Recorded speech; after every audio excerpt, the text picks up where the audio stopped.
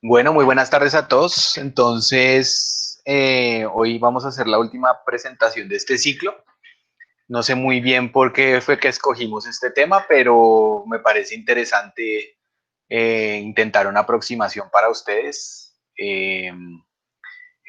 Pues vamos a hablar hoy de ultrasonido a pie de cama y traté de orientarlo un poco a lo como lo veo yo en un futuro orientado hacia los pediatras y la importancia de que esto debería ya empezar a hacer o por lo menos estarse planeando, entrar en los currículos de la pediatría, no solamente del cuidado intensivo de los cirujanos, sino también en el currículo de ustedes, porque tiene muchas aplicaciones y ya hoy en día hay ecógrafos disponibles más o menos fácil.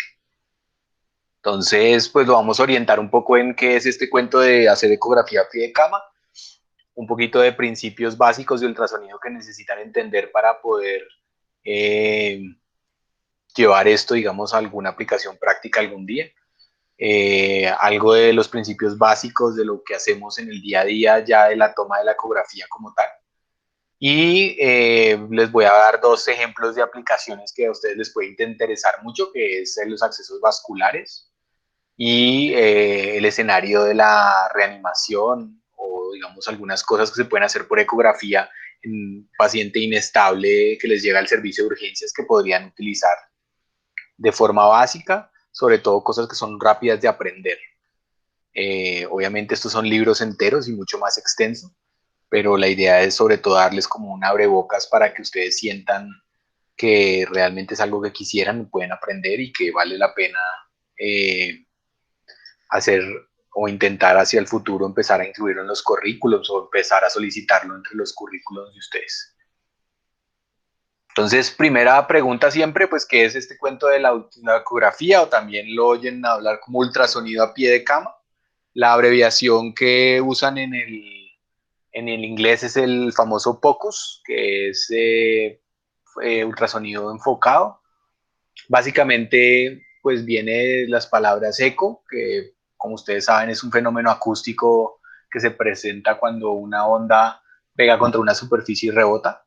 Entonces ese rebote se llama eco y hemos aprendido a utilizar esas señales como lo hacen algunos animales para aprender a reconocer superficies que no podemos ver con otros órganos de los sentidos. Y también se conoce como ultrasonido o se llama ultrasonido porque básicamente utiliza una frecuencia de ondas, que es un término de la ecografía, que está por encima de la capacidad de la audición del oído humano. Muy lejos de la capacidad de la audición se utilizan megahertz cuando los seres humanos oímos en hertz.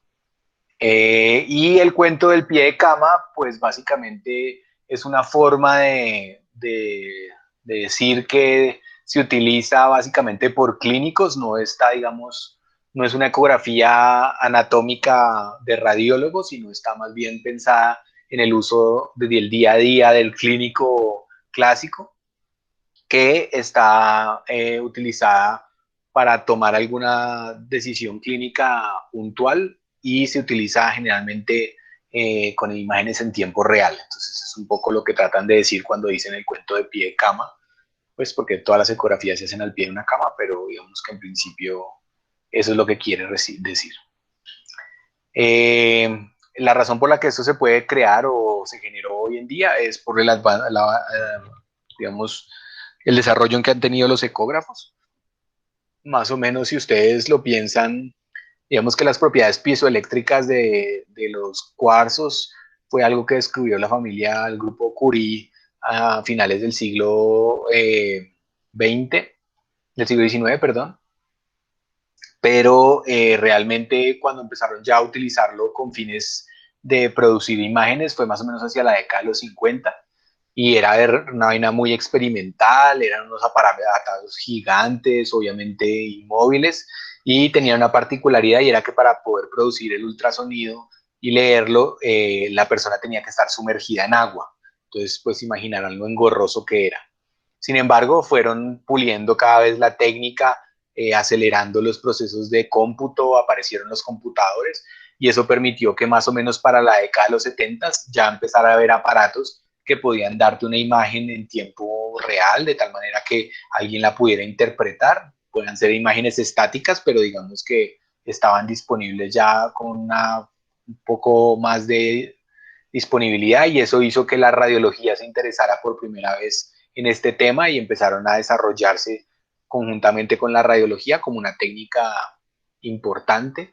Ya hacia la década de los 80 eran imágenes continuas con aparatos mucho más fáciles de movilizar, lo cual permitió que empezaran a buscarle otras aplicaciones, y los primeros que empezaron a hablar de aplicaciones hacia finales de la década de los 80 fueron los grupos de los emergenciólogos a través de los protocolos FAST, que ustedes han oído mucho, que son protocolos en trauma abdominal. Ellos hicieron muchos estudios, intentaron incorporarlo a la práctica clínica y realmente lograron encontrar una cosa que realmente servía para mejorar el pronóstico de los pacientes y que podía ser dado en entrenamiento sin un entrenamiento demasiado exhaustivo. Y eso hizo que para la década de los 90 se empezara por primera vez el entrenamiento a emergenciólogos en el uso de ecografía en ese momento para FAST, y a la medida que fue avanzando pues se desarrollaron muchas otras especialidades, que fue ya el boom de la década de los 2000, y hasta hoy en día pues estamos dedicados a todas las especialidades, hemos ido capturando habilidades con los ecógrafos. Simultáneamente también hay que decir que la tecnología nos lo ha permitido en la medida en que ha podido bajar de forma importante los costos, pasar, digamos, de ecógrafos de 50.000 a 60.000 dólares a ecógrafos hoy en día que se pueden conseguir por debajo de los 2.000 dólares. Y además les dio mucha portabilidad, con los teléfonos inteligentes se pueden conectar directamente por señales inalámbricas, ¿cierto? Además de eso, los materiales son rápidos, entonces se puede, digamos, leer de forma objetiva y rápida las interpretaciones. Y también han logrado alterar un poco los materiales, porque una de las cosas que le pasa mucho a los ecógrafos es que como dependía de cristales, pues entonces los sensores o las ondas son muy delicadas, de tal manera que si se caían o algo, pues se rompen y no hay nada que se pueda hacer y se pierde, digamos, mucho dinero. Hoy en día han encontrado a través de materiales alternativos lograr hacer inclusive cambios pisoeléctricos que antes no se podían hacer. Entonces, generalmente, como ustedes van a ver, hay diferentes sondas que le dan a uno, entre otras muchas cosas, la profundidad o la cantidad de megahertz que puede producir. Entonces, en principio, no se podía hacer, digamos, una gran variabilidad de esos megahertz en un amplio número de rangos, por lo cual hizo que tuvieran que cambiar los materiales, y hoy en día es posible tener un ecógrafo que puede pasar de 1 MHz a 20 MHz en el mismo aparato. Entonces es muy interesante. Hacia un futuro, pues realmente lo que esperamos es que sea probablemente, y la década de los 20 va a ser probablemente la década en que empecemos a ver el uso de ecografía como un examen de rutina del examen clínico. Mucha gente dice que va a desplazar o va a reemplazar los ecógrafos. No sé si han visto algunas fotos de Twitter y de Facebook mostrando recién graduados que les dan, en vez de darles un ecógrafo y una bata, pues en sitios más elegantes les dan ecógrafos a todos para que tengan su propio ecógrafo. Pues eso es una realidad que creo que se nos viene a muy corto plazo, y creo que va a haber un gran uso de eso. Simultáneamente, la otra cosa que va a pasar, como está pasando con la mayoría de las máquinas, es que empieza a haber ya interpretación de la máquina. Entonces ya no va a ser solamente que toma la imagen, sino que ella misma la lee, la interpreta, ¿cierto? Va a haber cada vez más computación y más inteligencia artificial metida dentro del sistema. Entonces, eventualmente, ya ni siquiera toque saber de imágenes, sino solamente poner el aparatico ahí, la imagen le dirá a uno para arriba, para abajo, eso es tal cosa. Entonces, realmente el ultrasonido es una cosa que es muy útil por su amplio margen de seguridad y sus múltiples aplicaciones. Entonces, yo creo que es algo que ustedes tienen que ya incorporar en su práctica diaria, como lo hicimos los intensivistas hace ya una década más o menos. En cuanto a los fundamentos por los cuales se vende o se utiliza el ultrasonido en personas que no sean radiólogas, pues básicamente lo que hemos intentado hacer es utilizar el ecógrafo para cosas muy puntuales. Entonces, generalmente, donde más se ha utilizado es en situaciones de emergencia, o sea, no hay un radiólogo disponible, no puede haber un radiólogo disponible las 24 horas del día.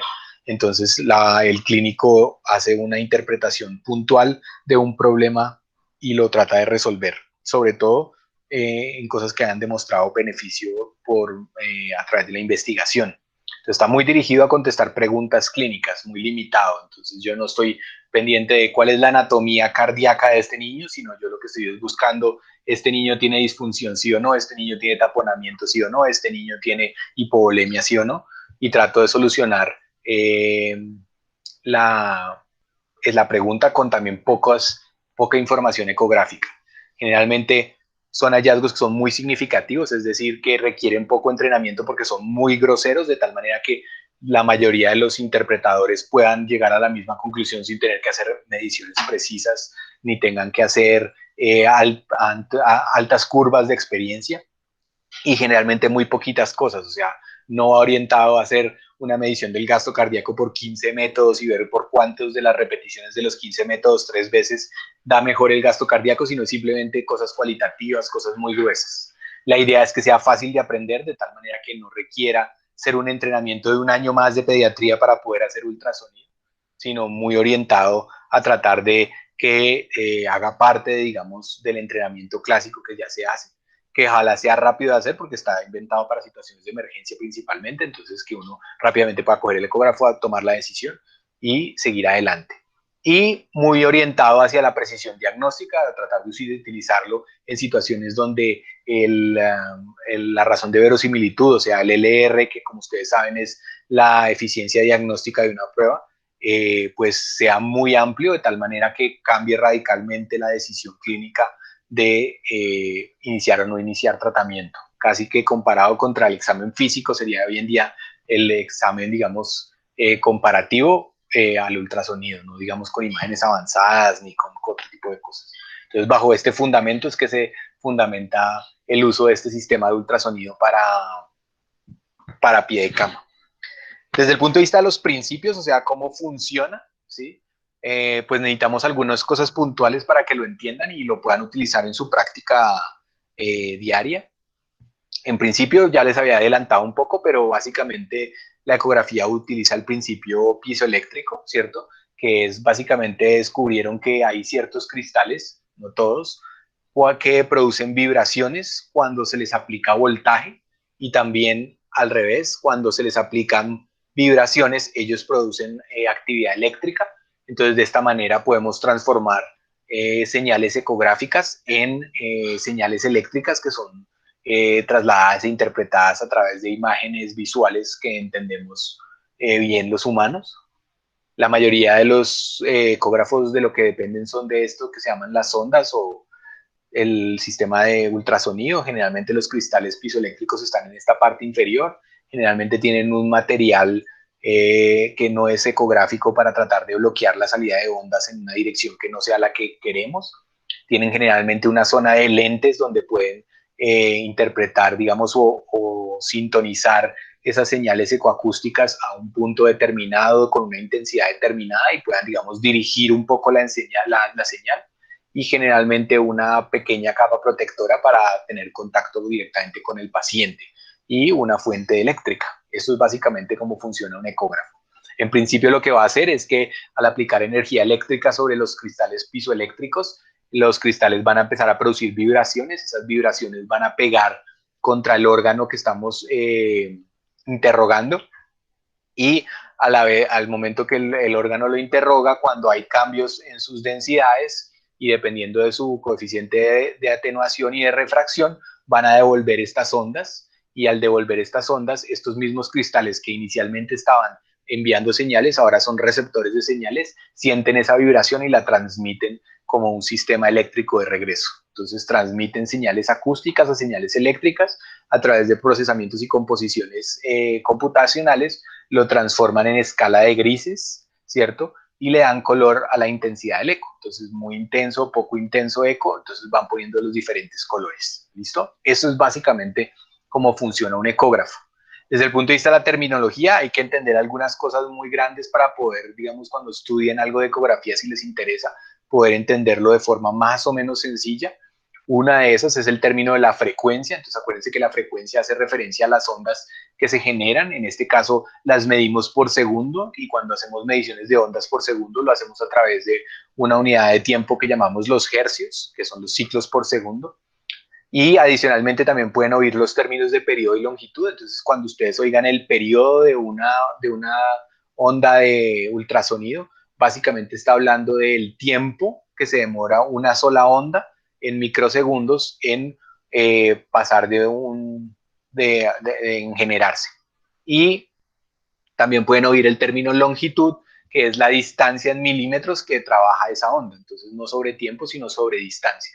Entonces, hay diferentes distancias y diferentes periodos para producir diferentes frecuencias. En general, hablamos de ultrasonido, acuérdense cuando el sonido está por encima de los megahertz. Acuérdense que los seres humanos oímos en el rango de los hercios. Luego, esto no es perceptible por ningún ser humano de ninguna característica.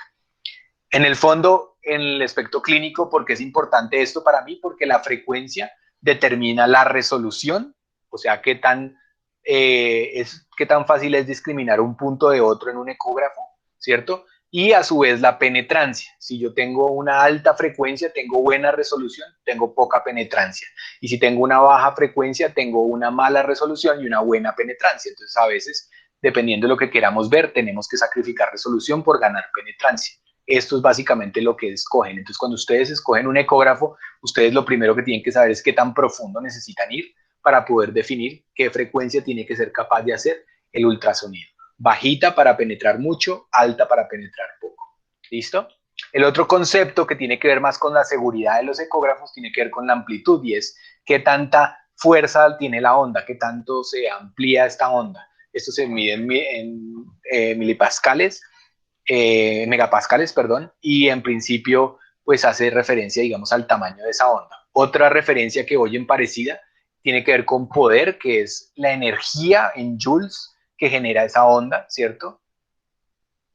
Que sería toda la onda completa. Y esto es muy importante porque esto es lo que le da la seguridad a los ecógrafos. Una cosa, la seguridad de los ecógrafos se mide en índices mecánicos y en índices térmicos. ¿Qué tanto cambio mecánico puede producir esa onda y qué tanto cambio térmico? En general, lo único que necesitan saber es que todo el ultrasonido que esté aprobado para hacer ultrasonido realmente no tiene ningún riesgo sobre la seguridad de los pacientes. Pero recuerden que uno puede cambiar esa amplitud, ese poder del ultrasonido y puede generar inclusive el gamma knife o pueden producir los aparatos de litotripsia, entonces pueden generar, digamos, también intervenciones terapéuticas guiadas por ecografía, que sería otro tema. Pero en principio, por ahora me interesa que sepan que los ecógrafos no producen ningún efecto sobre ningún ser humano y son basados en estos índices de seguridad que tienen que estar por debajo de un rango para poder llamarse ecógrafos diagnósticos. Otros términos que ya tienen que ver un poco con las imágenes, tiene que ver con velocidad de propagación, ¿cierto? Que es una medida en metros por segundo, que es una propiedad ya no como tal del ecógrafo, sino como el tejido que están analizando o que están interrogando, ¿cierto? Y esa velocidad de propagación depende de lo que se conoce como el concepto de densidad y dureza, ¿cierto? Que básicamente les da lo que se conocen como los brillos, ¿cierto? Entonces, qué tanto brilla una estructura con respecto a la otra va a depender de su velocidad de propagación, pero también están los errores. Entonces, cuando hay grandes velocidades de propagación o pocas velocidades de propagación, pueden generarse lo que se conocen como los artefactos, ¿sí? Y en ocasiones, además, le juegan una mala pasada a uno porque por efectos de refracción pueden cambiar la distancia real que hay entre un objeto y otro. Entonces, a pesar de que uno le parece que lo ve, por ejemplo, aquí, en realidad está 3 o 4 centímetros a la izquierda o a la derecha por un fenómeno de refracción. Entonces, digamos que hay que entender que no necesariamente lo que uno está viendo está sucediendo de forma real y eso es uno de los grandes retos de la ecografía, saber detectar qué es artificio y qué es realmente eh, un efecto real del tejido o que esté una estructura ahí. Pero también gracias a los artefactos hemos podido aprender a evaluar estructuras que no podemos ver. Entonces simplemente evaluamos cómo se generan sus artefactos para determinar si está normal o anormal. Lo vamos a ver en pulmón un poquito más adelante. El fenómeno de reflexión, que es básicamente la forma elegante de decir ecografía, ¿cierto? Que son los cambios que se generan en los cambios de densidad que generan retorno en la señal. Entonces, como ustedes ven, lo importante en los dibujos ecográficos no es tanto la estructura, la densidad de la estructura. Ustedes ven aquí hay algo de músculo, algo de grasa, aquí hay un tejido sólido que es el hígado, ¿cierto? Y aquí hay otras estructuras más con aire y con hueso, ¿cierto? Por ante una columna. Entonces, en principio, lo que ustedes van a ver más resaltado siempre son los cambios de las interfaces, que serían equivalentes más o menos a las fascias de los tejidos.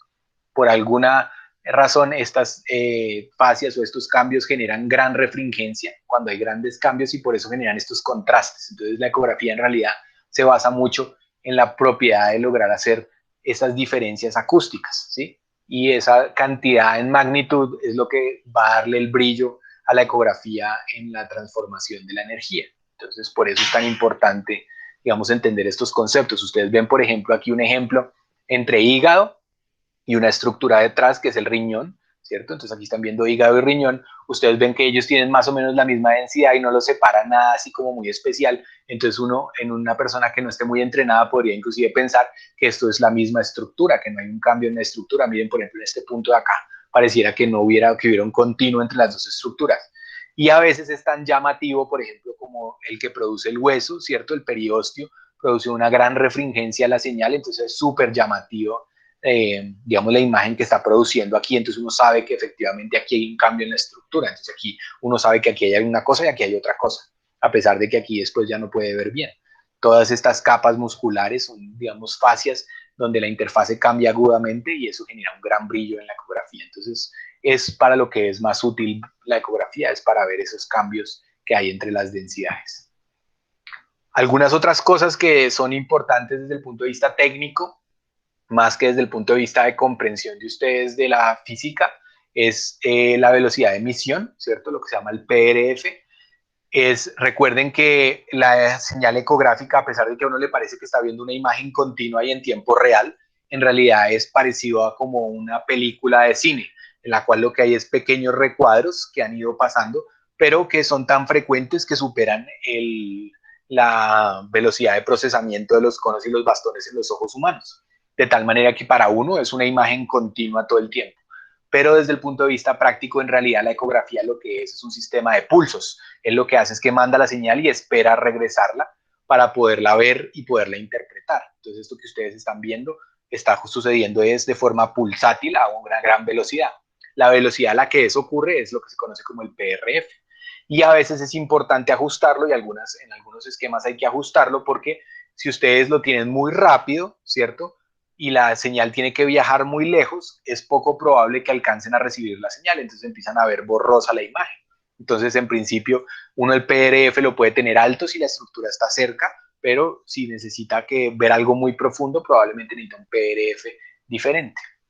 Otro concepto que es del mismo rango de tratar de mejorar las imágenes, pero con otra alternativa, es lo que se llama el foco, ¿cierto? Entonces, en principio, la ecografía a través de esos lentes acústicos que ustedes vieron es capaz de mejorar el punto donde rebota y tratar de dirigir un poco la señal y ustedes son capaces de marcar con esta marcación aquí, por ejemplo, en este ejemplo de los sonocytes, cómo ustedes pueden decirle lo que me interesa está esta profundidad, lo que me interesa está esta profundidad, lo que me interesa está esta profundidad, y él puede tratar de optimizar los rayos para que lleguen a esta señal de tal manera que su ecógrafo esté óptimo para oír este punto de acá en particular. Entonces puede verse un poquito borroso a la entrada, un poco borroso a la salida y se verá óptimo ahí. La campana de cerca de este sistema de foco se llama también el campo de Fresnel y el de lejos se llama el campo de Fraunhofer, que son conceptos, digamos, técnicos. Me interesa que ustedes sepan que uno le puede dar foco a la ecografía, entonces tienen que estar pendientes de mirar dónde está el foco del ecógrafo. A veces se preguntan cómo hago para mejorar esta imagen y generalmente están jugando solamente con las ganancias y no logran interpretar mejor. Lo otro que les puse acá, por si acaso algún día les interesa, son los famosos argot, cómo se dicen las cosas en ecografía. Entonces, acuérdense que en ecografía se habla de ecoicidad. Entonces, uno está menos ecoico, igual de ecoico, no ecoico o poco ecoico, generalmente en correspondencia a otra estructura. Entonces, es isoecoico con respecto al riñón, con respecto al hígado, con respecto a, siempre tiene, o anecoico cuando son estructuras de aire o estructuras líquidas. Y generalmente el otro término que ustedes van a oír mucho es si la estructura es homogénea o es heterogénea en sus ecos. de tal manera que uno pueda ver diferentes texturas. Eso también se utiliza mucho en algunos escenarios, sobre todo en la evaluación de líquidos y de estructuras sólidas. ¿Listo? Eso era un poco, digamos, lo que quería darles de aspectos de principios como para que tengan un bagaje un poco de las formas de ultrasonido. Ahora vamos a una cosa mucho más práctica y es, bueno, yo tengo un ecógrafo, tengo aquí mi ecógrafo sentado, ¿qué hago con mi ecógrafo? ¿Sí? Entonces, primero es entender que hay varios transductores, hay, digamos, estos son los tres clásicos, pero hay muchísimos más. Básicamente los transductores tienen que ver con el tipo de huella que tienen, o sea, cómo es el contacto con la estructura que van a interrogar, ¿cierto? De tal manera que ustedes puedan hacer un eje muy lineal, de tal manera que generen una imagen perfectamente cuadriculada, donde la distancia entre este punto acá y este punto acá con el punto bajo es el mismo, y necesitan un homogéneo. Este lo utilizamos mucho en las estructuras de superficie.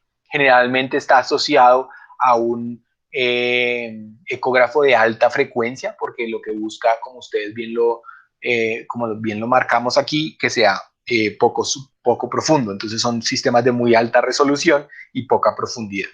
No se confundan con el tamaño de la huella y la resolución, porque generalmente lo primero que les pasa cuando están intentando hacer ecografía por primera vez es que si el niño es chiquito, entonces buscan el ecógrafo chiquito, y si el ecógrafo es grande, el niño es grande, buscan la huella grande.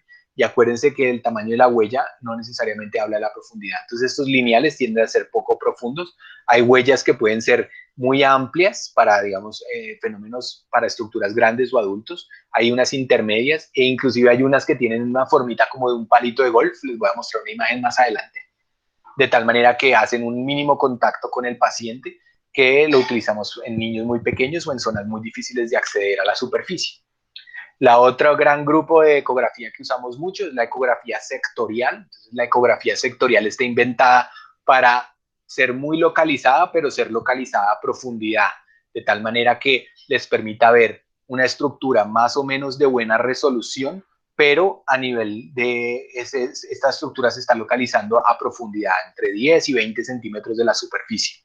En esta ecografía no nos interesa para nada tener imágenes proximales, entonces la primera parte de la ecografía entra en abanico, de tal manera que esta zona de la imagen no se puede ver para nada, pero les permite usar una huella pequeña, ¿cierto?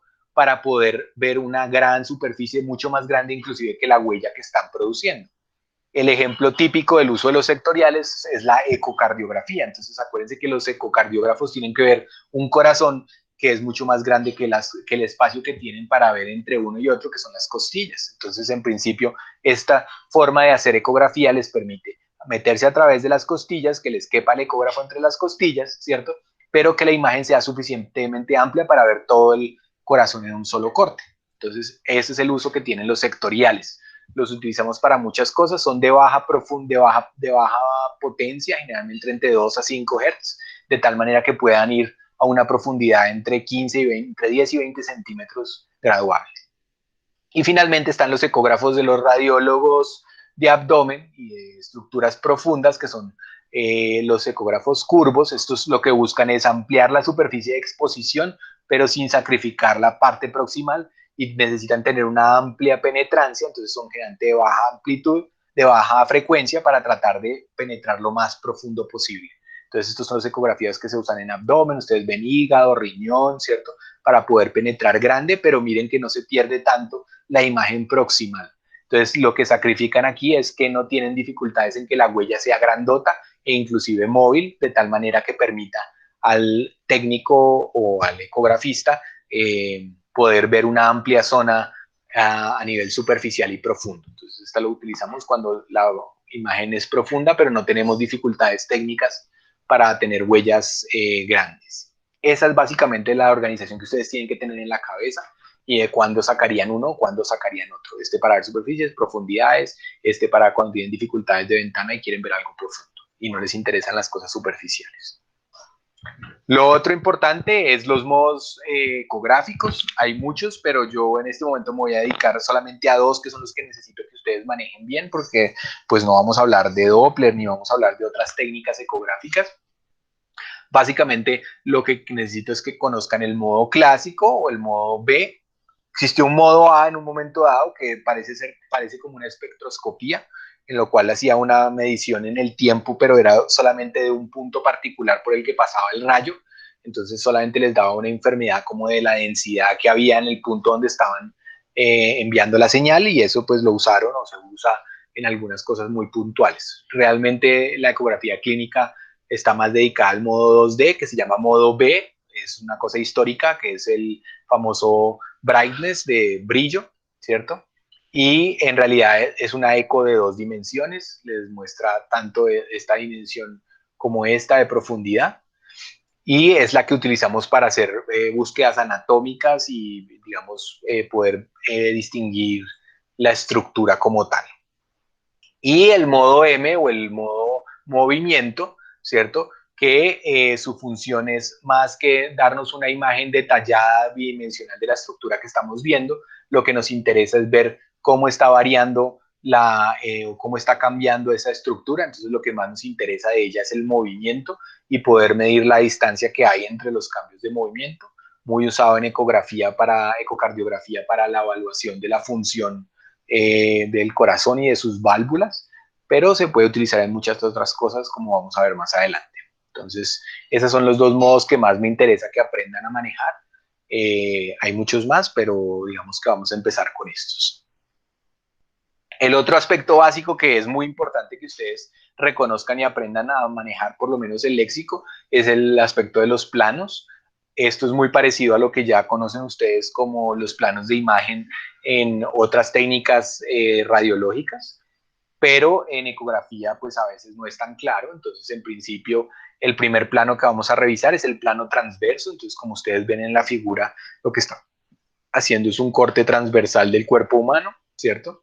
Usualmente, a menos de que sea algo especial, ponemos el medidor del transductor, que generalmente lo ponemos a la izquierda arriba, lo ponemos a la izquierda del paciente, de tal manera que la derecha del paciente sea la derecha de la pantalla, ¿cierto? Muy parecido a lo que hacemos en TAC, que cortamos y vemos como si los estuviéramos viendo hacia arriba, haciendo cortes de izquierda a derecha. Entonces, ustedes ven aquí la izquierda, ven a la derecha. Solo en algunos escenarios, específicamente la ecocardiografía, se cambia la posición para que el corazón quede en posiciones anatómicas. Pero en condiciones de radiología casi siempre ponemos la izquierda a la derecha del paciente. ¿Listo? La otra plano que es importante es el plano sagital o el plano longitudinal, que sería básicamente cefalocaudal. Básicamente lo que estamos buscando es ver el ecógrafo en el plano, la imagen en el plano anteroposterior, ¿cierto? Y cefalocaudal, de tal manera que podamos encontrar estructuras puntuales. Ustedes ven aquí la imagen, cómo se está cortando el paciente en el plano longitudinal, y generalmente apuntamos el marcador hacia la cabeza, de tal manera que la cabeza sea aquí la izquierda de esta pantalla o la derecha de la pantalla, ¿sí? Esa es como la técnica también desde el punto de vista del plano longitudinal. Y el tercer plano sería el plano coronal, y es cuando queremos ver en cefalocaudal, pero de profundo a cerca, eh, las estructuras anatómicas. Generalmente esto es un plano, por ejemplo, para ver riñones y otro tipo de cosas. Este es un riñón aquí, un hígado, la estructura del plano coronal. ¿Listo? Entonces son los mismos planos que conocen en TAC, en tomografía, pero ecográficamente. Y también ponemos a la izquierda el plano del plano coronal, a la izquierda la cefa, siempre a la cabeza o a la derecha del paciente. ¿Listo? El marcador. Otras cosas básicas, ya cuando tienen la imagen, entonces ahí cómo hago para mejorar mi imagen. Entonces, generalmente las cosas que siempre tenemos que estar pendientes son la profundidad, que ajusta básicamente el rango de frecuencias del equipo. Entonces, acuérdense que tenemos, la mayoría de los transductores tienen un rango de frecuencias en el que funcionan. Entonces, si usted tiene un transductor que está del 6 a 12 Hz, o de 1 a 2 Hz, o de 1 a, o de 2 a 5 Hz, lo que les va a dar es la profundidad. Entonces, dentro de ese mismo ecógrafo, usted puede ajustar un poco la profundidad. Entonces, yo puedo, digamos, poner por ejemplo, está a 2.5 centímetros de la piel para ver estructuras superficiales. En este caso, estamos buscando vasos sanguíneos. Podemos hacerlo más corto o más lejos. Acuérdense que entre más corto sea y más frecuencia tengo mejor resolución, pero pierdo más detalle, digamos, de la profundidad. Y en el caso de las estructuras profundas, entonces yo puedo ajustar esa profundidad para ver la estructura mucho más detallada. Otra cosa que podemos utilizar en los planos es el famoso zoom. Entonces el zoom es como una lupita, entonces uno simplemente acerca en un cuadrado como verían en esta figura. Entonces yo estoy tomando la misma imagen, pero la estoy simplemente acercando, ¿cierto? Esta la podemos usar en algunos escenarios en los que tenemos que ver el detalle, digamos, de la entrada o la salida de algo particular. Eh, Generalmente tiene el problema de que aumentarlo o generar el zoom no genera mejor calidad de la imagen, como están viendo aquí, simplemente se ve más distorsionada y más cerquita. Y otro problema grave que tiene es que pierden los otros reparos anatómicos. Entonces, si ustedes ven aquí, yo estaba viendo todas esas estructuras de la piel, aquí ya no veo nada, entonces no sé qué está pasando aquí en la parte anterior. Entonces, digamos que el zoom es de las cosas que menos usamos como estrategia para mejorar la imagen, pero en algunas imágenes puntuales podría funcionar. La otra pelea es la pelea de la ganancia, que básicamente nos dice qué tan brillantes se ven las estructuras. Entonces, acuérdense que el rebote ecográfico se está dando de forma constante, dependiendo de la frecuencia y de la propiedad del tejido, pero yo le puedo decir al software del aparato que le dé más brillo a ciertos rangos de sonido para que se vea más brillante ciertas zonas, ¿sí? Obviamente, como ustedes ven aquí, pues esta imagen se ve muy fea, se ve demasiado blanca, entonces el contraste está demasiado alto, está demasiado alta la ganancia y no me alcanza, me permite ver todas las estructuras, pero inclusive los artefactos y cosas que no me interesan también empiezan a brillar. Entonces yo empiezo a perder anatomía, ya no sé dónde estoy, no sé qué parte del cuerpo es esta y me confundo, ¿sí? Si pongo demasiada poca ganancia, pues entonces solamente veo las estructuras que son más llamativas, entonces pierdo un poco la señal y no estoy muy seguro qué es lo que estoy viendo, como si fuera una imagen en blanco y negro borroso. Entonces, generalmente lo que hay que buscar es un punto intermedio en el que yo pueda ver diferentes densidades del tejido suficiente para que pueda detallar las estructuras y decir, ah, sí, esto es un músculo, esto es un músculo, esto es como un hueso, ¿cierto? Y poder detallar las diferentes estructuras. Otra cosa que es importante es el rango dinámico y es que no todas las estructuras están generalmente siendo interrogadas en todos los rangos del ultrasonido, ¿cierto? El computador está más intrigado en ciertos rangos de amplitud de señal y él está, digamos que, dedicado a tratar de detectar esas imágenes. Entonces, en la medida en que ustedes cambian el rango dinámico, pueden aumentar o disminuir la pantalla y hacer que se vea un poco más resonante o menos resonante la imagen. Esa es otra cosa que uno puede mover a veces en los ecógrafos para tratar de mejorar un poco la señal. La siguiente estructura que vamos a revisar son los artefactos. Son muy útiles en algunos puntos y son importantes entenderlos y reconocerlos de tal manera que ustedes puedan decir, sí, eso más bien es un artefacto, eso realmente no es lo que estoy viendo. Lo más frecuente que más nos molestan son las reverberaciones, que son básicamente zonas de reflexión fuerte y se dan por generalmente grandes zonas de cambio de densidad muy, muy marcado. Entonces, por ejemplo, pasar de hueso a tejido o pasar de aire a tejido puede llegar a generar muchas reverberaciones. Las más útiles hoy en día, por ejemplo, son las reverberaciones del pulmón normal, lo que llamamos las líneas A. Es un ejemplo simplemente de reverberación. En este caso, lo que uno está viendo por los cambios drásticos que hay en el movimiento del aire y que esto refleja mucho al principio, son reflejos de esa señal original y es básicamente lo que se veía entre la piel y la pleura y después uno empieza a repetir esa señal como si estuviera repitiendo de forma homogénea el mismo espacio de tiempo.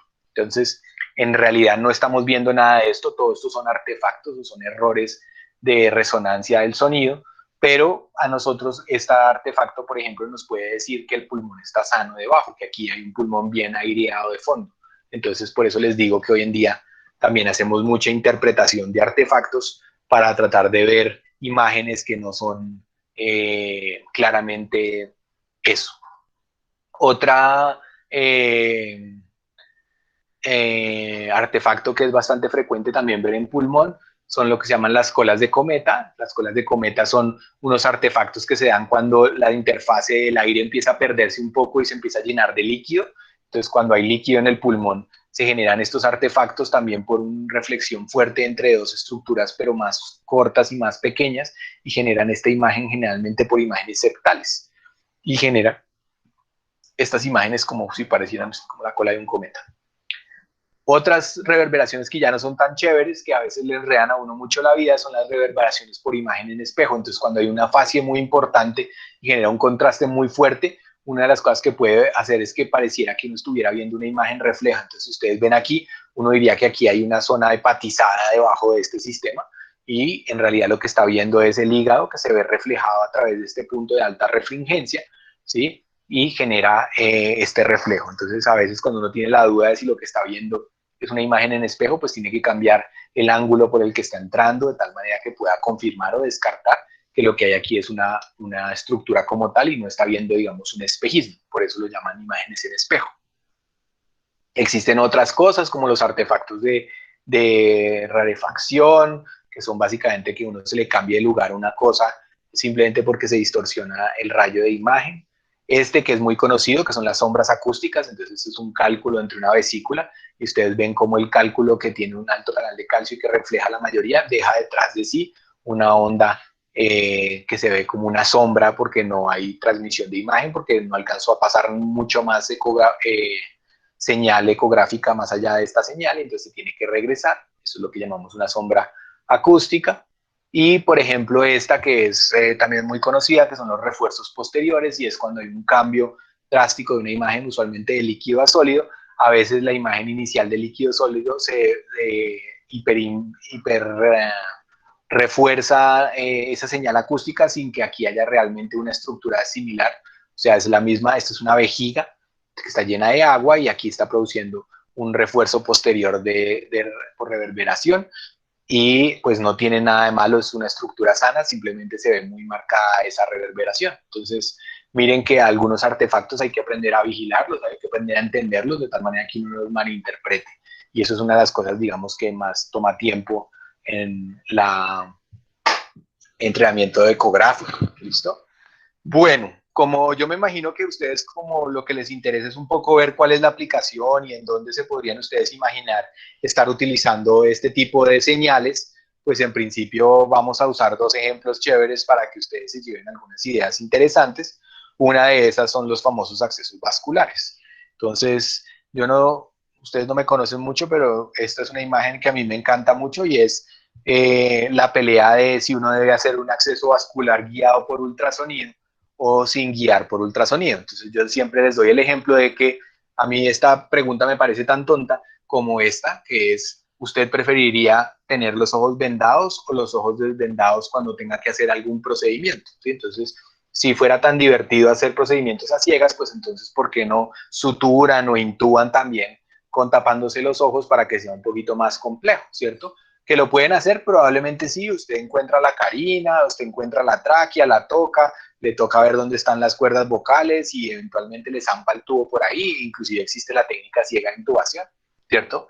Pero realmente no es la técnica más fácil. Lo mismo ha pasado con los ecógrafos. En la medida que los ecógrafos están disponibles, el entrenamiento es posible, pues ya no tiene lógica que no se hagan los accesos guiados por ultrasonido. O sea, seguir insistiendo en hacer accesos ciegos con el argumento de que hay que aprenderlo por si acaso no está el ecógrafo y eso, pues digamos que es un argumento que no debería darse hoy en día, porque hoy en día todo el mundo debería tener disponibilidad o potencial disponibilidad de los ecógrafos, de tal manera que lo que hay que hacer es insistir en que consigan los ecógrafos para los diferentes servicios, de tal manera que uno nunca no tenga ecógrafos. ¿Listo? Desde el punto de vista de estos accesos vasculares, pues hay gente que ha intentado buscarle qué es lo bueno y qué es lo malo. A mí pues me parece que la imagen es como esta imagen de la balanza un poco asimétrica, pero yo les traigo la información que publican algunas personas. Entonces, pues lo positivo que tiene el ultrasonido en el caso de los accesos vasculares es porque uno puede ver la vena, puede ver su diámetro, puede ver si está permeable o no está permeable, puede ver la dirección en la que se mueve anatómicamente y cuáles son las resoluciones con las estructuras circundantes. No sé si tengo que explicárselos, pero desde el punto de vista anatómico, los vasos nunca, casi nunca están en la posición que uno quisiera que están, y hay muchas variedades anatómicas en muchas de las estructuras vasculares. Entonces, pues uno asumir que la estructura vascular tiene la anatomía de los libros a veces es complejo. También son muy útiles porque uno puede escoger el lugar de la punción, y el ángulo de aproximación, de tal manera que si hay una estructura peligrosa al lado, pues la puedo tratar de evitar y con eso puedo minimizar las complicaciones, ¿cierto? Además de eso, puedo ver pasar la guía a través de la aguja dentro del vaso y de esa manera puedo confirmar que la guía está dentro del vaso y efectivamente está canalizado ese vaso, ¿cierto? Y otra cosa que es importante y es, pues el ultrasonido no es perfecto y uno también puede cometer o generar complicaciones asociadas a los procedimientos, entonces pues poderlos detectar, saber detectar un hematoma, un neumotórax, puede llegar a ser muy útil desde el punto de vista, digamos, de la aproximación ecográfica. Las cosas negativas que le han intentado pues poner al ecografío es pues que la técnica es más compleja, eso pues yo lo interrogo, triple interrogo, porque pues eso depende con qué. Obviamente esto lo decían las personas que ya habían aprendido otra técnica, entonces les parecía que era más compleja, pero les puedo garantizar que si uno no tiene ni idea de accesos vasculares, es mucho más fácil aprender por ultrasonido que a técnica ciega. Requiere una buena coordinación mano-ojo, afortunadamente ustedes ya todos son de una generación donde el entrenamiento mano-ojo a través de pantallas es una realidad y todos hemos sido criados en estas señales, entonces pues hay inclusive mejor coordinación mano-ojo que mano-mano, ojo-ojo, entonces creo que es una negativa relativa. Equivocarse por los artefactos, eso sí lo vimos y es bueno, claro, hay que saber leer lo que uno está haciendo porque no es que nadie nazca aprendido, entonces sí es verdad que por los artefactos se puede uno equivocar, ¿cierto? Hay un problema grande en los niños pequeños y es los tamaños y eso siempre lo hemos sabido, pero definitivamente hoy en día hay grandes variedades de tamaño de los equipos, lo que hay que hacer es tener equipos apropiados para la edad que uno maneja y no pues que simplemente le toque el ecógrafo de adultos, sino tenga diferentes tamaños de ecógrafos. Y obviamente una de las peleas grandes son los costos y mantenimientos del equipo, que todavía, digamos, es un cambio significativo y en esto donde está la pelea actual de cómo ganar y recuperar esta inversión en personas que no facturan este tipo de procedimientos y todas las peleas que tienen que ver con esto.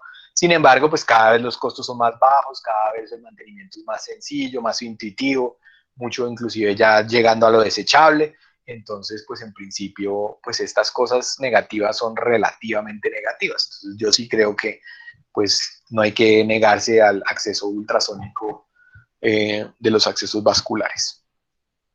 Desde el punto de vista práctico, yo les voy a enseñar algunas cosas que tenemos que aprender cuando estamos haciendo accesos vasculares. Lo primero que uno tiene que aprender es, bueno, no creo que uno necesite mucho entrenamiento para saber que lo negro es un vaso y que lo cafecito es los tejidos circundando el vaso, pero el susto que uno siempre le da es cómo saber si esto es una vena o es una arteria, ¿cierto? Entonces se han diseñado muchas técnicas, se les han mirado la sensibilidad, la especificidad, hay cosas puramente anatómicas, hay gente que pone sistemas Doppler para ver hacia dónde está el flujo, puede inclusive hacer Doppler pulsado para ver cómo se está comportando, y etcétera, etcétera. Pero definitivamente la mejor técnica que se ha ideado y que hasta el momento es la más fidedigna es esta de acá, y es simplemente la vena es colapsable, la arteria no es tan colapsable. Entonces, en principio, si yo hago un poco de presión con el ecógrafo, ustedes ven que las venas que están aquí marcadas se colapsan, mientras las arterias que no se dejan comprimir fácilmente no se colapsan. Esto es inclusive tan llamativo que hay muchos pacientes que no se ve así la imagen inicial, sino así, entonces uno no encuentra los accesos vasculares. Entonces tiene que pedirle al paciente que haga una maniobra de valsalva o generarle alguna maniobra de valsalva para poder ver dónde está el acceso vascular realmente. Ejemplos colombianos, esto está publicado en la revista de anestesiología colombiana y ellos entonces hacen varias imágenes tratando de proponer un protocolo para accesos vasculares. Entonces ellos son los primeros que dicen es que las venas tienden a ser relativamente eliptoides, mientras las arterias tienden a ser mucho más redondas y obviamente este es el signo ecográfico más importante, que es la colapsabilidad de la vena comparado con la no colapsabilidad de la arteria. ¿Listo? Ese es, digamos, lo que uno tiene que saber. Entonces, si no han visto nunca un ecógrafo y se le pone un ecógrafo a alguien súbitamente, solamente van a diferenciar arteria y vena con esta maniobra tan sencilla. ¿Listo? Desde el punto de vista, digamos, ya de la punción del acceso guiado por ecografía, hay dos técnicas, una técnica longitudinal o en plano y una técnica transversal o fuera de plano, ¿cierto? Básicamente, como ustedes ven aquí, el transductor, esto sería como como nos imaginamos que está la arteria sobre el plano del paciente, ¿cierto? Digamos, la vena imaginaria, y ustedes ven que ponemos el transductor de forma longitudinal. Generalmente ponemos el pointer o digamos el punto de entrada del lado de donde estamos funcionando, de tal manera que ustedes vean entrar la aguja del lado izquierdo al lado derecho, aunque en esto hay gente que lo usa al revés también. No pasa nada desde que usted sepa lo que está haciendo. ¿Listo? En principio lo que se busca es un ángulo de más o menos 45 grados, lo más pegado al ecógrafo posible, de tal manera que no haya zonas ciegas. Y esta sería, digamos, la visión ecográfica inicial de cómo se vería el vaso. Esto es un Phantom, que es donde se hacen los entrenamientos. Ustedes vean que se parece bastante a una estructura vascular real. Eventualmente, el problema que tienen los accesos longitudinales es que uno se vaya muy superficial, muy profundo en distintos planos o que genere movimientos curvos de la imagen. Entonces ustedes entran y les parece que están entrando perfecto, están a la altura del vaso, sin embargo ustedes ven que están transfixiando de un lado a otro la señal y no están viendo, digamos, lo que está pasando en vida real. Entonces, uno de los puntos importantes de la técnica longitudinal es estar seguro que uno está en el punto más medial del vaso y que la aguja entra de forma paralelo a el transductor en el punto medio. Acuérdense que a pesar de que el transductor tiene una huella que puede llegar a tener medio o 1 centímetro, en la vida real los cristales piezoeléctricos están compartiendo la señal en una señal que no tiene ni siquiera 1 milímetro de ancho. Entonces, para que ustedes puedan ver la imagen, tienen que ir perfectamente alineados con este punto de acá. Y es, digamos, lo que más les cuesta aprender en los planos longitudinales. Les gusta mucho porque en el plano longitudinal uno puede ver la estructura a medida que va atravesando los planos, de tal manera que la hace relativamente más fácil de localizar ecográficamente. Entonces es uno de los planos que a los principiantes les gusta bastante más. Tiene realmente su utilidad, además, digamos, del eje longitudinal, está en que si las estructuras peligrosas están abajo de la estructura que ustedes están intentando funcionar, tienen control sobre la estructura que quieren funcionar. Entonces, en el caso, por ejemplo, de las subclavias, si usted tiene aquí la pleura del pulmón, pues básicamente esto les protege de tal manera que ustedes todo el tiempo están viendo la aguja y no van a funcionar inadvertidamente la pleura. Tiene muy mala resolución entre lado y lado. Entonces, si por ejemplo al lado de esta vena está la arteria, hacia la izquierda, hacia la derecha, y yo no estoy seguro dónde estoy, puedo funcionar inadvertidamente la arteria o la vena. Entonces, muy buena resolución de arriba hacia abajo, pero muy mala resolución en el plano transversal. ¿Listo? Así es como se ve. Entonces, ustedes ven, digamos, errores de señal, muy superficial, muy profundo, ¿cierto? Ustedes ven cómo se ve la refringencia de la aguja. La ideal es que uno sea capaz de hacer toda la transmisión desde el principio. Entonces ustedes ven la aguja entrando un poquito, luego entra más, en todo momento están pendientes de la aguja y no la dejan perder el plano, ¿cierto? La ven todo el tiempo en el trayecto y eventualmente la ven entrar en el acceso vascular y aquí empieza la canalización del vaso, ¿listo? El ángulo puede ser alrededor de 45 grados, es lo ideal para que alcancen a estar en la mitad del plano de la ecografía sin ver el plano, pero uno también hay, digamos, técnicas dinámicas en las que uno puede mover un poquito el ecógrafo. Los planos transversos, entonces lo que buscan es por fuera de plano, buscar la línea media, de tal manera que uno alinea el vaso con el punto medio del eje, ¿cierto? Y lo que hace es por técnica de triángulos equiláteros, a un ángulo de 45 grados se generan ángulos rectos de 90 grados, entonces la distancia que hay a la entrada es la misma distancia a la profundidad. Entonces ustedes pueden calcular la profundidad que tiene este vaso y tratar de generar ese mismo efecto en distancia longitudinal. Entonces, así es como se va a ver en la imagen, el vaso. Entonces, lo que buscamos es generar un ángulo de 45 grados, de tal manera que estos mismos 2 centímetros sean los 2 centímetros de acá, ¿cierto? Y me da maniobrabilidad sobre el eje transverso, porque puedo ver si esto, por ejemplo, fuera la carótida y esto fuera la vena yugular, pues puedo ver en todo el tiempo la carótida y estoy seguro que no la voy a chuzar. Entonces, yo la intentaría chuzar en esta dirección para estar seguros que en ningún momento voy a estar cerca de la carótida. Entonces, esa es la ventaja que tiene el plano transverso, que puede proteger las estructuras que están al lado y lado. ¿Listo? Desde el punto de vista técnico, entonces imagínenselo acá. Esta es la técnica de la yugular interna, entonces está también publicada en esa misma revista. Ustedes ven cómo se ve bonito, entonces el plano anatómico donde están las dos yugulares, las dos carótidas adentro, ustedes ven desde el punto de vista equivalente ecográfico, esto es como un arco traqueal y aquí ya ven la carótida y luego ven la yugular y de este lado ven la carótida y la ven la yugular. Estos son los planos ideales, los planos que no le gustarían ver, que es que en ningún momento la carótida y la yugular se solapan una sobre la otra, de tal manera que no vayan a generar ningún daño, ¿cierto? Esto es muy importante que lo entiendan y es una cosa que veo hacer con terror cuando veo hacer accesos guiados por ecografía, sin ecografía, sino por planos anatómicos, y es rotar la cabeza. Entonces, en principio, los planos neutrales tratan de garantizar que los planos entre el acceso carotidio y el acceso yugular estén lo más separados posibles. Obviamente hay variaciones anatómicas que los hacen que se monten unos sobre otros y el riesgo sigue estando, pero el plano neutral es el que menor riesgo tiene de generar sobreposición. Si ustedes rotan al paciente en un ángulo de 60 grados, ustedes ven cómo se empieza a montar la carótida sobre el sistema venoso. Entonces el riesgo de punción arterial es muy alto en técnica ciega e inclusive en técnica ecográfica. Entonces ni siquiera en ecografía hacemos estas rotaciones en la medida que lo podamos evitar para no poner en el mismo eje los dos vasos, de tal manera que si yo me llego a pasar, pues pueda puncionar inadvertidamente esa carótida. Ustedes ven aquí una técnica, entonces esta es una técnica fuera de plano, transversal, entonces ustedes ven que aquí no se ve la aguja en ningún momento, solo se llega a ver la punta de la aguja ya cuando ha llegado al punto de transmisión. Uno la puede seguir, digamos, en distintos planos, pero en principio el plano final, lo único que van a ver es un puntico brillante. Aquí el riesgo es que corten la aguja en un plano anterior y que esto no sea la punta, sino que esté a la mitad de la aguja. Entonces tienen que aprender a estar seguros que esta es la punta, pero así se va a ver, ¿listo? En un plano longitudinal, entonces ustedes pueden hacer, ¿se acuerdan? Una de las cosas que les dije que era útil por accesos vasculares, hacerlos por ecografía. Entonces miren cómo ve uno la guía entrar a través del acceso vascular y cómo, digamos, está uno seguro que está dentro del acceso vascular. Aquí está entrando inicialmente, aquí ya está completamente adentro el sistema. Aquí miren cómo está el sistema venoso arterial y entonces estamos protegiendo no meternos en el sistema arterial, a pesar de que la aguja está ya en esta posición.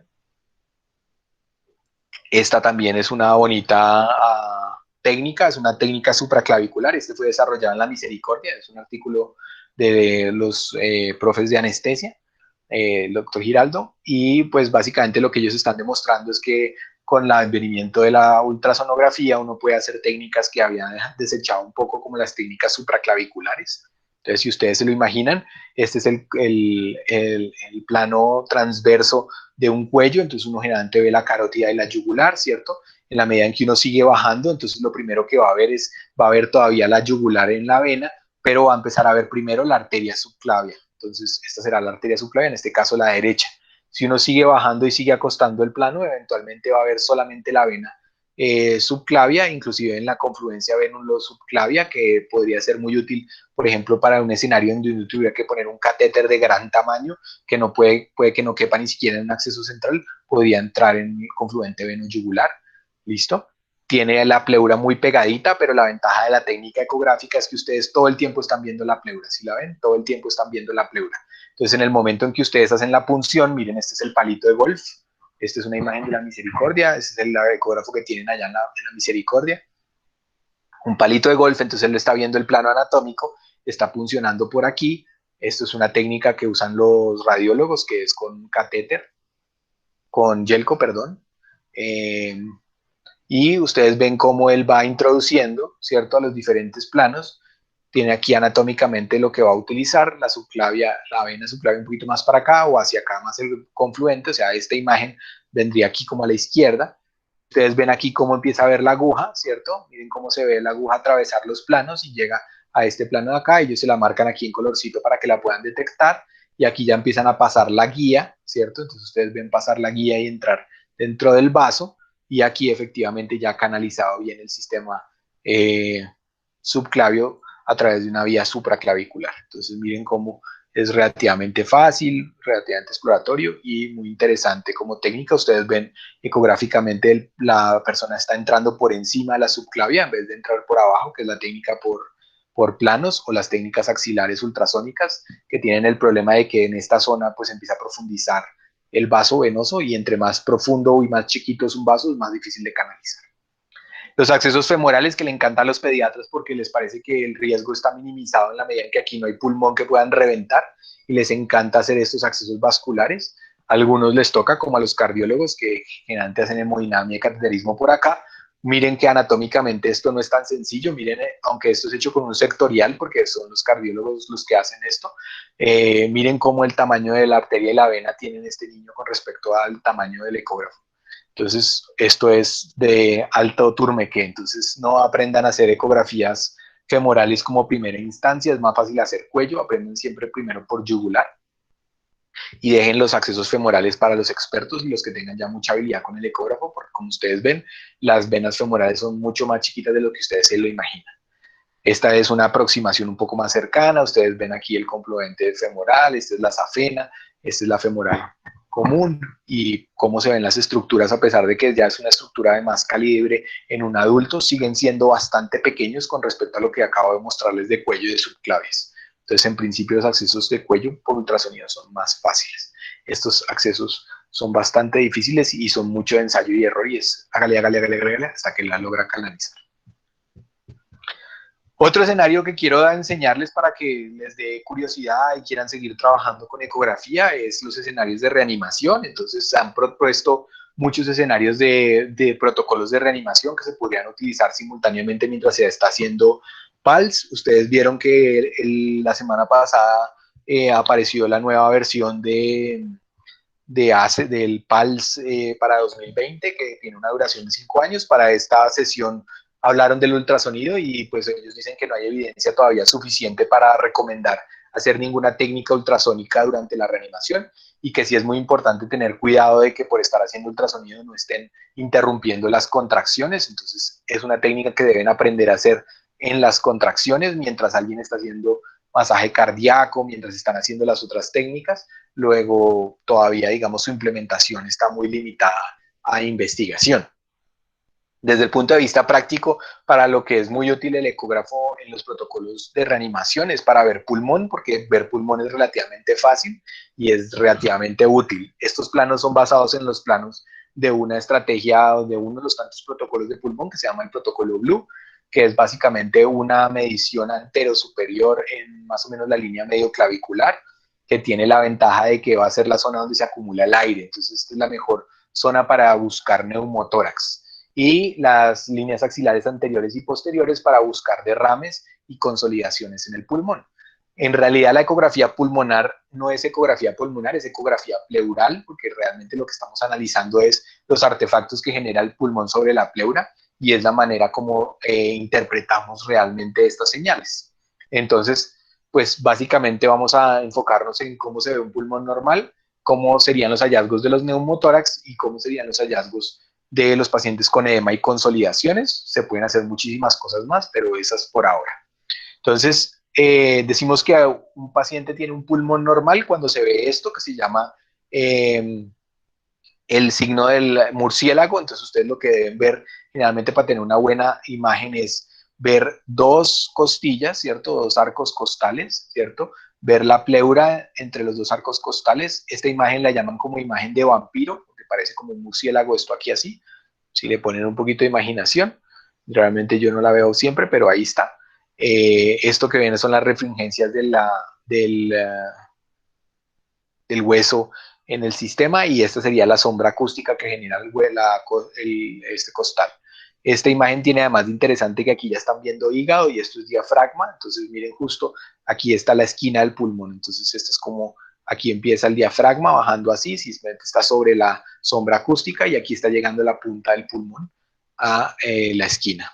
Entonces, lo que hay que aprenderle a ver son las líneas A, que ya se las expliqué un poco, que son estas líneas intermitentes de acá. Miren cómo se ve la línea pleural más en detalle y se repite cada cierto tiempo de forma periódica. Entonces, ustedes ven eso, ese es un pulmón sano, es un pulmón que no tiene líquido. Y si además de eso ven el desplazamiento pleural, que es el movimiento de la pleura con la respiración, están seguros que están ante un un pulmón sano. Una técnica que adicionalmente se le puede hacer a esto para poder ver la diferencia que hay entre el tejido pulmón, el tejido del tórax y el pulmón sano, es lo que han llamado el signo de la playa. Entonces el signo de la playa es simplemente poner en un modo M una zona del pulmón normal entre las dos costillas, entonces ustedes lo que van a ver es una primera señal que parece como un horizonte, unas olas, yo no sé cómo lo quieran llamar, y esto que se ve así más alterado y más borroso es como una playa, entonces por eso lo llaman el signo de la playa, ¿cierto? Entonces cuando ustedes ven esto saben que hay una interfase entre los dos y eso es un pulmón sano. Y esta, que es la más importante de todas, que es que aprendan a reconocer el desplazamiento pleural. Entonces ustedes ven cómo se ve a través de las respiraciones, cómo se mueve este como mugrecito que pareciera mugre en la pleura. Esos son los movimientos pleurales y estas son refringencias que genera el sistema. Entonces, en principio, esto es muy importante aprenderlo a detectar. Si ustedes ven esto, descartan automáticamente que aquí no haya un neumotórax, ¿cierto? Como causa de la enfermedad o la patología que estén preguntando. Entonces, es muy importante aprender a ver eso. Eh, lo siguiente sería poder aprender a ver un neumotórax. En realidad, la ecografía no es específica para ver el neumotórax, o sea, cuando uno ya ve todas las cosas, pues no está todavía seguro si tiene neumotórax o no, pero es muy buena para descartarlo. Entonces, generalmente si uno ve ve líneas B o si ve desplazamiento pleural, casi siempre está seguro que no hay neumotórax. En el caso de el neumotórax, lo que no deberíamos ver es desplazamiento pleural. No se ven líneas B, que vamos a ver más adelante, que son las colas de cometa, que son las líneas esas que vemos cuando hay edema, ¿cierto? Y desde el punto de vista ecográfico, uno puede ver que solamente se ve esta zona de acá, como si ustedes vieran la mitad de la flecha para allá, que se ve todas las rayas en todas partes. Esto lo llaman el código de barras o el signo de la estratosfera, ¿cierto? Y el signo patoneumónico de encontrar un neumotórax es lo que se llama el punto pulmonar, que es ver ambas cosas, es ver pulmón sano, entonces estoy seguro que aquí hay pulmón y a partir de aquí estoy seguro que no hay pulmón. Entonces, ver esas dos diferencias en las estructuras se conoce como punto pulmonar y si ustedes ven eso están seguros que hay neumotórax. El problema técnico es que casi nunca lo ven, entonces no lo busquen específicamente, si lo ven, detéctenlo, pero no lo busquen. Este sería el punto pulmonar visto desde el punto de vista de movimiento ecográfico. Entonces ustedes ven cómo la pleura se mueve en esta zona, pero no se mueve en esta zona. Y esto es una reja costal, esto es una reja costal, aquí no viene el diafragma ni viene nada. Entonces esto es un signo inequívoco de que aquí hay un neumotórax significativo en el paciente. ¿Listo? Dependiendo de la zona que lo vean, pues, y los signos clínicos, pues podrán decir qué tanto está repercutiendo al paciente. Edema o consolidaciones, entonces en esto vamos a ver las famosas líneas B, entonces son estas líneas que dijimos que son como una cola de cometa, muy fáciles de reconocer. La cantidad de líneas, la intensidad de las líneas, inclusive se han predecido como factores para ver severidad en pulmón, en SRA, en titulación de ventilador y en otras cosas que se pueden detectar. Los rangos de ocupación pueden estar desde un pulmón normal con unas líneas A claras a una aparición de algunas líneas B, empiezan a verse cada vez más densas y eventualmente pueden llegar a ver estructuras que se hepatizan, ¿cierto? Entonces tienen la misma densidad del hígado y en este caso además se ve derrame pleural alrededor de la estructura. Entonces uno claramente sabe que este pulmón está condensado, tiene un derrame, esto tiene una neumonía seguro. ¿Listo? Entonces, desde el punto de vista pulmonar es bastante útil ver este tipo de cosas. Otras cosas que nos pueden servir para reanimación tiene que ver con la búsqueda de líquido libre, ¿cierto? Entonces, en los protocolos de hipovolemia están buscando siempre líquido libre en las cavidades. Entonces, por ejemplo, ustedes ven el hígado y ven este líquido libre encima del intestino. Entonces, pues esto es lo que nosotros llamamos las ascitis, ¿cierto? A veces se pueden ver, por ejemplo, simultáneamente en la pleura líquido y también debajo del vaso líquido. Este es el diafragma entre los dos. Entonces, uno ve a ambos lados del diafragma líquido. Entonces, uno sabe que hay líquido entre ambos estos. Ustedes lo han visto con mucha frecuencia que le piden una ecografía abdominal a un niño por algo y les dice el ecografista, y veo derrame pleural. Entonces es realmente fácil de diagnosticar, no tiene uno que estarlo buscando mucho y rápidamente lo puede ver. Entonces realmente es una cosa que podrían ver en protocolo en que están pensando que hay fuga capilar o que hay algo, digamos, localizado que está ocupando espacio líquido. Y una cosa que tiene mucho investigación, con algo de dificultades técnicas, pero que se ha tratado de desarrollar desde hace mucho tiempo, es el diámetro de la cava inferior. Entonces, el diámetro de la cava inferior les puede decir de forma indirecta cómo está el volumen pulmonar, el volumen cardíaco, ¿cierto? Obviamente hay causas que no tienen que ver con hipervolemia, que causan que uno se vea distendido desde el punto de vista de la vena cava inferior, pero pues es útil para ver volumen, sobre todo cuando está bajita. En condiciones en que ustedes sospechan hipovolemia, pues uno con contexto puede desarrollar una forma de mirar el algoritmo y entonces uno puede mirar el diámetro de esto y tratar de diagnosticar cuando alguien tiene poquito volumen o mucho volumen intravascular. Obviamente hay otras causas, igual que le pasa a la PVC, si tengo disfunción ventricular derecha, si tengo un problema en la válvula tricuspidia o algo, pues puede falsamente verse elevado esto. Pero en las circunstancias de un pulmón relativamente normal, esto puede ayudar mucho. El ecógrafo se pone aquí en el espacio subsifoideo, generalmente se pone siempre en el plano transverso inicialmente para poder detectar. Eh, ay, esto me quedó mal. Permítanme un momentico, que no se ve lo que quería mostrarles.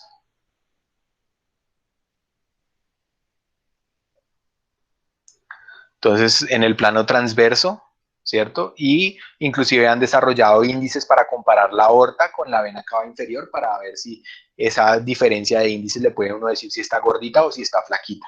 Ustedes ven, este es un cuerpo vertebral, esta es la esta. Eso se ve en este plano.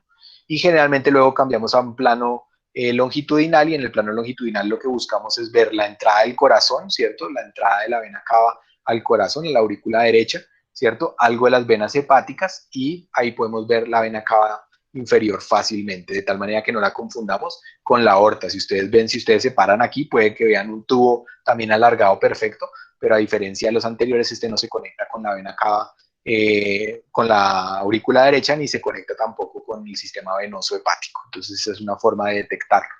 Este es, por ejemplo, un paciente que está con bajo volumen intravascular, este más bien parece gordito con más volumen intravascular. Miren esta imagen, cómo este sistema no se colapsa casi nada. Miren este cómo se colapsa un montón. Entonces, realmente, digamos que aunque han inventado diseños de mediciones exactas, para el caso de ustedes, digamos, bastaría con uno poder detectar situaciones extremas, que es lo que estamos buscando. Desde el punto de vista también de la ecocardiografía, aunque eso es un tema más largo y extenso, hay cosas que ustedes pueden aprender a hacer relativamente rápido y es hacer ejes subcostales que tienen más o menos la misma ubicación, simplemente acuestan un poco el ecógrafo. En el caso de los cardiólogos usan este punto al revés y ponen este punto para acá para que te quede la imagen anatómica. En este caso no está anatómica, sino está radiológica y aquí está anatómica, ¿sí ven? Entonces, depende de cómo pongan el ecógrafo, pueden tener dificultades. Pero desde el punto de vista práctico, estas dos imágenes son iguales, lo que quiere decir que la persona que puso el marcador lo puso al revés en el uno y en el otro.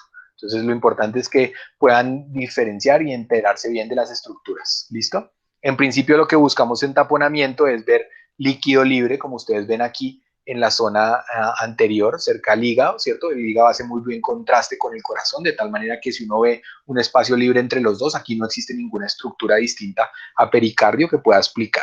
Y lo que más me interesa en principio es ver si esto colapsa o no colapsa el ventrículo derecho, porque si colapsa las estructuras ventriculares derecho, eso es lo que se denomina un taponamiento. Si no colapsa las estructuras ventriculares, pues en realidad estamos hablando solamente de un derrame pericárdico. Entonces esto es muy fácil de buscar en diástole, ver si se colapsa o no se colapsa el ventrículo derecho. Eso es lo que uno tiene que buscar. ¿Listo? En general, lo que quería con esta charla es darles una abrebocas para que entiendan que el ultrasonido a pie de cama es una realidad de la medicina.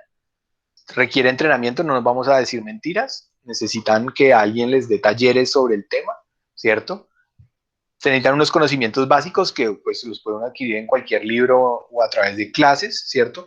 Pero lo más importante es tener el ecógrafo a la mano para uno poder hacer uso diario del ecógrafo y ensayar y ver pacientes, igual que aprende todo el mundo a través de la repetición, ¿sí? Miren cómo les di algunas de las aplicaciones, pero cada especialidad que ustedes sentaran aquí les podría dar mil aplicaciones nuevas del ultrasonido. Crean que hoy en día los equipos están bajando de costo y es muy probable que se vuelvan en rangos adquisitivos para todo el mundo.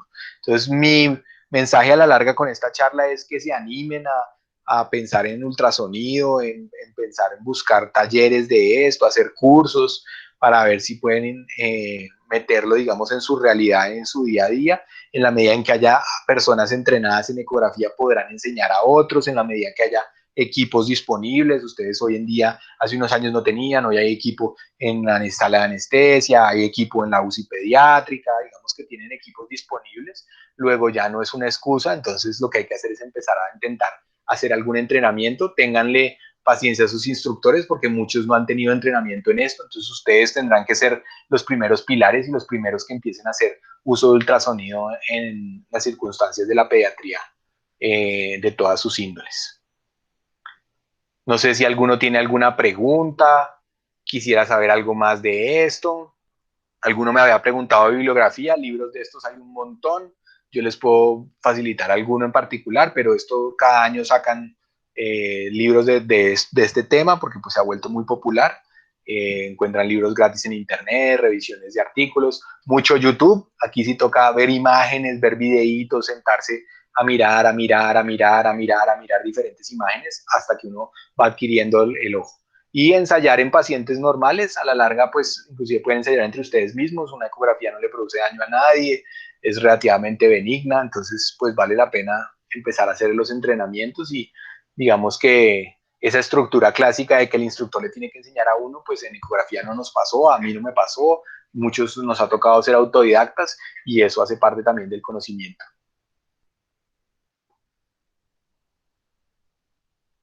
¿Dudas o preguntas, muchachos? Con mucho gusto, Sergio. ¿Alguna otra cosa? Con esto terminamos el ciclo que me habían programado. Vimos sepsis, SRA, ultrasonido. No sé qué tal les pareció. Quisieran que quitáramos una, quisiéramos otras.